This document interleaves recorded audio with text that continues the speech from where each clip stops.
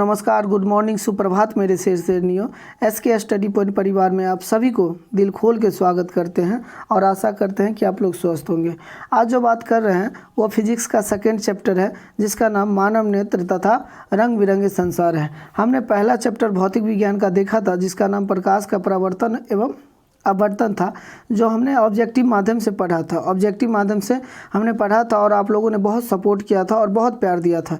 इसी तरह हम जो दूसरा चैप्टर लेके आए हैं, जिस तरह पहले चैप्टर में आप लोगों ने बहुत सपोर्ट किया था, इसी तरह सेकंड चैप्टर में भी सपोर्ट करें। और हम आपसे दावा करते हैं आपसे हम दावा करते हैं कि ये जो 2025 का एग्ज़ाम होगा, 2025 का जो एग्ज़ाम होने वाली है बिहार बोर्ड 10th की, वो एक क्वेश्चन आपके नोट से होंगे, एक क्वेश्चन आपके नोट से होंगे। आप विश्वास रखें और विश्वास रख के ही आप 2025 तक ये विश्वास बनाए रखें। उसके बाद जैसे ही एग्ज़ाम के बाद आप क्वेश्चन देखिएगा तो आपको पता चल जाएगा कि वो जो विश्वास था वो कितना था।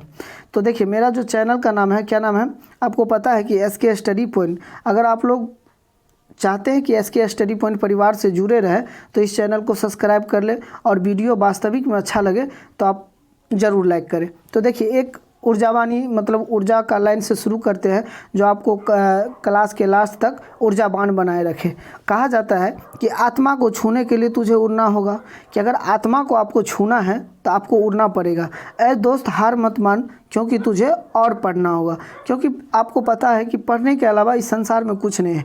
पढ़ाई एक ऐसी ताकत है, पढ़ाई एक ऐसी ताकत है जो दुनिया को अच्छे को झुका दिया है। अगर आप पढ़े लिखे हैं तो देखिए, हमने बार बार चर्चा करते हैं क्लास में कि बाबा भीमराव अम्बेडकर साहब, इन्होंने चमार जाति होते हुए जो आज चमार जाति को या छोट जाति को आजकल मंदिर में नहीं जाने दिया जाता है, और उसके संविधान लिखाया, उनका संविधान लिखाया हुआ आज हम लोग पालन करते। तो पता चलता है कि शिक्षा क्या है, इससे पता चलता है कि शिक्षा की ताकत क्या है। तो चलिए स्टार्ट करते हैं इसी लाइन के साथ। फर्स्ट क्वेश्चन, पहला क्वेश्चन ये आ गया कि क्वेश्चन नंबर 1 है कि एक प्रिज्म में कितने सतह से घिरे होते हैं। सबसे पहले आप जानिए कि प्रिज्म कैसा होता है। प्रिज्म कैसा होता है, प्रिज्म कैसा होता है, सबसे पहले समझने का प्रयास करें कि प्रिज्म कैसा होता है। तो चलिए देखिए, प्रिज्म आपको पूछा गया है कि एक प्रिज्म में कितने सतह से घिरे होते हैं, एक प्रिज्म में कितने सतह होते हैं। तो सबसे पहले देखिए, 1 2 3 4 यानी 5। आपको पता चल गया कि प्रिज्म में जो सतह की संख्या है वो कितनी है, 5 है।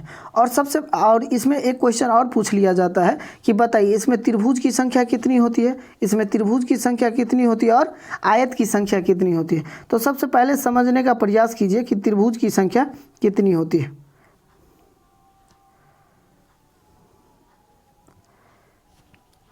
त्रिभुज की संख्या कितनी होती है, सॉरी मिट गया, 1 सेकेंड आप वेट करें।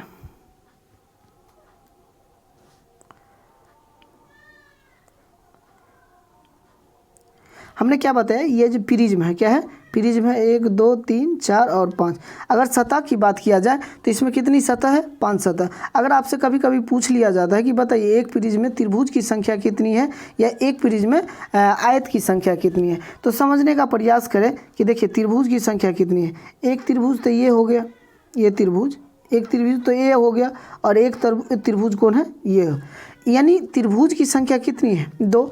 आप पूछा जाता है कि आयत की संख्या कितनी है, तो देखिए आयत की संख्या कितनी है, आप समझने का प्रयास कीजिए। एक आयत तो ये हो गया, एक आयत ये हो गया, एक आयत ये हो गया, एक आयत ये हो गया, और एक आयत ये हो गया। यानी जो आयत की संख्या होगी प्रिज्म में वो 3 होगी। आपने पूरा प्रिज्म को जान लिया। देखिए, प्रिज्म में कभी कभी क्या होता है, कहा जाता है कि जब एक श्वेत प्रकाश गुजरती है तो वो 7 रंगों में विभक्त हो जाती है। कितने रंगों में, 7 रंगों में विभक्त होती है। ये बात किसने कहा था, न्यूटन। लेकिन अभी क्वेश्चन क्या चल रही है कि एक प्रिज्म में कितने सतह से घिरा होता है। अगर कितने सतह की बात किया जाए तो वो 5 सतह से घिरा होता है। अगर त्रिभुज का बात किया जाए तो 2 त्रिभुज होता है, और आयत की बात किया जाए तो 3 आयत होता है। तो चलिए नेक्स्ट क्वेश्चन पे चलते हैं। देखिए नेक्स्ट क्वेश्चन क्या आपसे पूछ रहा है कि वह वर्णपट जिस पे प्राप्त सभी रंग स्पष्ट रूप से दिखाई पड़ता है, क्या करता है, वो क्या कहलाता है। आपको पता है कि वर्णपट जो होता है उसे क्या कहा जाता है, स्पेक्ट्रम कहा जाता है। क्या कहा जाता है, स्पेक्ट्रम। ये स्पेक्ट्रम जो होती है इसे 7 रंग विभक्त होती है। कितनी होती है, 7 रंग विभक्त होती है। कि कितनी होती है, 7 रंग विभक्त होती है। सबसे पहले जानने के प्रयास कीजिए, ये जो स्पेक्ट्रम यानी वर्णपट होता है ये 2 प्रकार का होता है। पहला तो शुद्ध होता है, पहला तो शुद्ध होता है और दूसरा क्या होता है, अशुद्ध होता है। दूसरा स्पेक्ट्रम क्या है कि अशुद्ध होता है। तो ये जो शुद्ध स्पेक्ट्रम होता है क्या होता है, ये जो शुद्ध स्पेक्ट्रम होता है उस पर क्या करता है कि सभी रंग जो होती है वो स्पष्ट रूप से दिखाई देती है। लेकिन ये जो अशुद्ध होती है, अशुद्ध पे हम लोग क्या करते हैं, नहीं देख पाते हैं। इसका मतलब इसका जो सही आंसर होगा वो क्या होगा कि वह वर्णपट जिस पे सभी रंग स्पष्ट रूप से दिखाई पड़ता है वो क्या कहलाता है, शुद्ध वर्णपट का कहलाता है। क्या कहलाता है, शुद्ध, जिस पे हम क्या करते हैं, सभी रंग को स्पष्ट रूप से देख सकते हैं। और आपको पता है ये जो स्पेक्ट्रम होती है, ये जो स्पेक्ट्रम होती है 7 प्रकार का रंग बनाता है, 7 प्रकार का रंग बनाता है। अगर याद करना चाहेंगे तो याद करने का प्रयास कीजिए। सबसे ऊपर रेड, सबसे ऊपर रेड और सबसे नीचे बैगनी, सबसे नीचे बैगनी और बीच में हरा। अब समझने का प्रयास कीजिए, रेड के बाद क्या है, ब्लू है, रेड के बाद ब्लू है, ब्लू के बाद शायद, चलिए हमने क्या कहा कि सबसे पहले रेड है, इसको मिटा लेते हैं। सबसे पहले क्या है, रेड है, उसके बाद क्या है, बीच में, सबसे बीच में क्या है, हरा, और सबसे नीचे क्या है, बैगनी। और उसके बाद क्या है कि लाल से नीचे क्या है, नारंगी। उसके बाद कौन सा रंग है, पीला। उसके बाद कौन सा रंग है, पीला। उसके बाद कौन सा रंग है, हरा। उसके बाद कौन सा रंग है, नीला। उसके बाद है नीला, कि कौन है, नीला है। उसके बाद क्या है, जामुनी। और उसके बाद लास्ट में क्या है, बैगनी। तो आपको पता चल गया कि स्पेक्ट्रम जो होती है उसमें पूरे 7 रंग होती है। कौन कौन होता है, लाल, नारंगी, पीला, हरा, नीला और जामुनी, और लास्ट में जो होती है वो बैगनी होती है। अब तो समझ गए कि सभी रंग जो दिखाई देता है वो शुद्ध पे, और सभी रंग जो नहीं दिखाई दे पड़ता है, कुछ कुछ रंग दिखाई देता है वो अशुद्ध पे। तो हमें क्वेश्चन जो है सभी रंग दिखाई देता है। और पता है कि स्पेक्ट्रम कितने प्रकार का रंग बनाता है, 7 प्रकार का। ये जो वर्णधता होती है, वर्णधता एक बीमारी है, आप लोगों को पता होनी चाहिए। ये जो वर्णधता होती है जिसे अंग्रेजी में ब्लाइंडनेस बोला जाता है, इसमें क्या होता है, 2 रंग को हम लोग नहीं पहचान पाते। एक तो होता है लाल, एक तो होता है लाल, और दूसरा क्या होता है, हरा। आपसे कभी कभी क्वेश्चन पूछा जाता है कि बताइए अगर कोई व्यक्ति के पास वर्णधता बीमारी है तो वो कौन सा रंग नहीं पहचान पाएगा, तो वो तो लाल नहीं पहचान पाएगा, दूसरा कौन नहीं पहचानेगा, हरा नहीं पहचानेगा। और एक बात और याद रखना है, ये जो वर्णधता होती है वंशानुगत होती है। क्या होती है, वंशानुगत। अगर आपके पास है तो आपके पुत्र के पास भी हो सकता है, आपके पोते के पास भी हो सकता है। कहने का मतलब ये लगातार चलने वाली बीमारी है। तो चलिए नेक्स्ट क्वेश्चन पे आते हैं।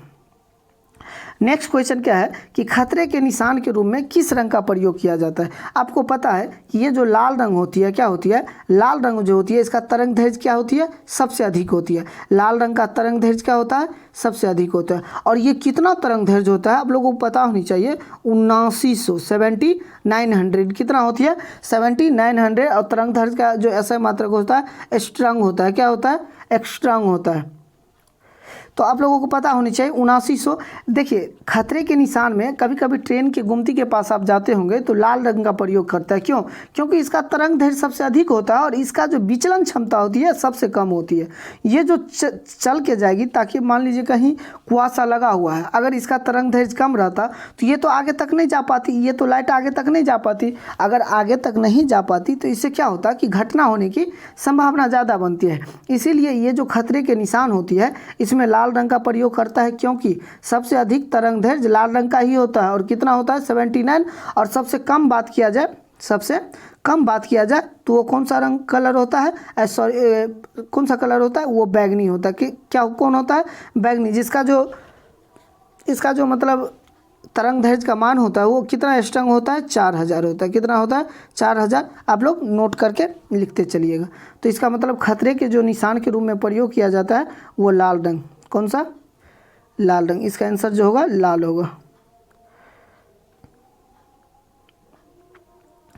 चलिए नेक्स्ट क्वेश्चन। नेक्स्ट क्वेश्चन क्या है कि सामान्य आँख के लिए जो समंजन क्षमता होती है वो कितनी होती है। सामान्य आँख की जो समंजन क्षमता होती है वो 4D होती है। कितनी होती है? 4D। अगर प्रूफ करना चाहेंगे तो आप प्रूफ करने का प्रयास करें। अगर मान लीजिए डी का मतलब क्या हुआ? डायोप्टर, यानी ये जो हुआ पावर, यानी पावर का जो लेंस की क्षमता होती है, इसे पावर बोला जाता है। लेंस की क्षमता जो होती है 4D यानी 4 डायोप्टर। तो आपको पता है P बराबर एक फार्मूला होता है 1/f। P बराबर क्या होता है? 1/f। तो P का मान कितना है? 4D बराबर 1/f। 1/f बट्टा में 1 दे सकते हैं, बट्टा में 1 दे सकते हैं। इसको इससे मल्टीप्लाई, इसको इससे मल्टीप्लाई। तो इसका मतलब 4f बराबर कितना? 1। 4f बराबर 1। तो अगर बात किया जाए 4f बराबर 1, 4f देखिए 4f बराबर 1 यानी f बराबर कितना आएगा? 1/4। देखिए 4 से तो 1 में भाग लगाना पड़ेगा, तो 4 से 1 में जो डिवाइड करेंगे तो 1 दशमलव देंगे 0, यानी 4 दूना 8, 4 दूना 8, फिर घट के 2 दशमलव पड़ा हुआ है 1 0, यानी 4 5 6 20, 4 5 6 20, ये क्या होगा? कट जाएगा। यानी इसका जो मान आएगा 0.25 मीटर, 0.25 मीटर, 0.25 मीटर, 25 मीटर इसका जो मान निकलता है मीटर में। अगर आप लोगों को सेंटीमीटर में चेंज करना है तो 100 से मल्टीप्लाई करेंगे, 100 से मल्टीप्लाई करेंगे मीटर को तो सेंटीमीटर में, ये दशमलव उड़ेगी तो 00, तो ये से ये कर जाएगी। यानी इसका जो मान होगा 25 सेंटीमीटर। कितना होगा? 25 सेंटीमीटर। अगर बात किया जाए कि समंजन क्षमता जो कितनी होती है वो होती है 4D। अगर सेंटीमीटर में बात किया जाए कि कम से कम दूरी कितना दूरी तक देख सकते हैं, वो कितना है? 25 सेंटीमीटर। अगर मीटर में बात किया जाए तो 0.25 मीटर। कितना? 0.25 मीटर। सबसे कम वस्तु को स्पष्ट रूप से देखने के लिए कम से कम कितनी दूरी, अगर मीटर में बात किया जाए तो 0.25, अगर सेंटीमीटर में बात किया जाए तो 25 सेंटीमीटर। अगर समंजन क्षमता की बात किया जाए तो 4D। आपने एकदम प्रूफ देख लिया। चलिए नेक्स्ट क्वेश्चन पे चलते हैं। देखिए नेक्स्ट क्वेश्चन है, क्या पूछ रहा है कि मानव नेत्र जिस भाग पर किसी वस्तु की जो प्रतिबिंब बनाता है वो भाग कौन होता है। आप लोगों को पता होनी चाहिए, ये जो मानव होती है, मान लीजिए इसका जो आँख होती है इस टाइप से होता है। ये कौन सा लेंस है? ये उत्तल लेंस है। उत्तल लेंस का कहने का मतलब जिसका किनारा वाला भाग क्या होता है? पतला होता है। किनारा वाला भाग पतला होता है और बीच वाला भाग जो मोटा होता है उसे उत्तल लेंस कहते हैं। क्या कहते हैं? उत्तल लेंस। तो मानव की जो आँख होती है इसी टाइप से होता है, इसी टाइप से दिखता है। इसका मतलब सबसे पहले तो यहाँ एक क्वेश्चन क्लियर होनी चाहिए, ये जो मानव नेत्र होता है इसका जो आँख होता है वो उत्तल लेंस की तरह काम करता है, यानी उत्तल लेंस जैसा होता है, यानी उत्तल लेंस होगा। दूसरा क्वेश्चन क्या है कि जिस भाग पे प्रतिबिंब बनता है, तो आपको पता है कि ये जो प्रकाश होती है क्या होती है? कोर्निया होते घुसती है। कोर्निया होते हुए आइरिस तक पहुँचती है। कोर्निया होते हुए आइरिस तक पहुंचती है और आइरिस के होते हुए ये जो पुतली होती है क्या होती है? पुतली के रास्ते आँख के अंदर चल जाती है। हमारी जो रोशनी यानी प्रकाश जो जाती है, प्रकाश जो जाती है किसके माध्यम से जाती है? पुतली के माध्यम से अंदर जाती है। और पुतली के माध्यम से जब अंदर जाती है तो वो कहाँ पहुँचती है? रेटिना पर। कहाँ पहुँचती है? रेटिना, जिसे हिंदी नाम क्या है? दृष्टि पटल। कभी कभी पूछ लिया जाता है कि रेटिना यानी प्रतिबिंब, आपको रेटिना ऑप्शन में नहीं देके दृष्टि पटल दे दिया जाएगा। क्या दे दिया जाएगा? दृष्टि पटल। तो आप लोगों को दोनों नाम याद रहनी चाहिए। देखिए क्या है क्वेश्चन कि मानव नेत्र जिस भाग वस्तु के प्रतिबिंब बनाता है वो क्या होता है? कि दृष्टि पटल होता है। क्या होता है? दृष्टि पटल। समझ गए दृष्टि पटल? तो सबसे पहले समझिए ये कोर्निया, इसका तो आंसर हो गया दृष्टि पटल। सबसे पहले समझिए कि आँख नेत्रदान जो किया जाता है, कोई व्यक्ति अगर नेत्रदान करना चाहता है तो क्या दान करेगा? वो कोर्निया दान करेगा। क्या करेगा? नेत्रदान में क्या होता है दान? कोर्निया। और आपको याद रहनी चाहिए आँख में जो प्रवेश करती है प्रकाश कोर्निया के माध्यम से और आइरिस होते हुए पुतली के माध्यम से अंदर चल जाती है। पुतली के माध्यम से अंदर जाती है जहाँ क्या होता है? रेटिना होता है। रेटिना जो होती है आँख की पिछली भाग होती है। रेटिना जो होती है आँख के पिछली भाग होती है, वहीं जाके प्रतिबिंब बनता है, वहीं जाके प्रतिबिंब बनता है। देखिए यहाँ दृष्टि पटल है।